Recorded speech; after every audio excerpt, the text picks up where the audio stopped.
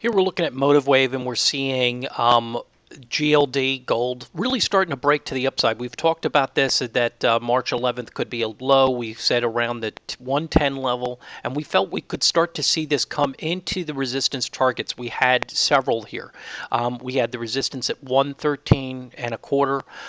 We also, really talked about this prior 114.30 level. This is the prior pivot low, and it makes sense that we're starting to see some hesitation there. It makes sense.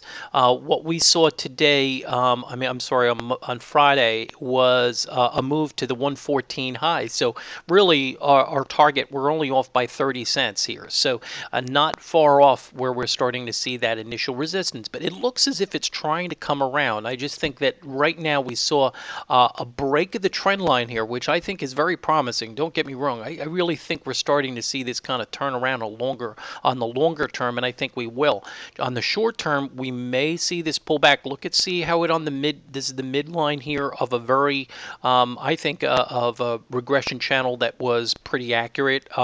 The important aspect here to realize is that it held the midpoint here on this regression channel, and I think that it can also kind of hold this low as it tries to come back and kick back. But I think we're starting to see this pull out. Just keep in mind that this is its first attempt to the pivot low, and it has to kind of break up and above that 115 for us to get a little more optimistic about the longer term on this.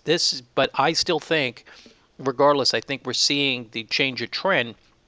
You just have to understand that it could start to feel the normal resistance where it needs to fall back a little bit. That could be just a short retracement on this move is what I'm getting at. You could start to see that kind of come back unless we break through the 110 level. I still think that we should be, or traders should be long this, but keep in mind now you're buying. If you say, well, should I buy now? Well, you're buying into resistance. You don't do that.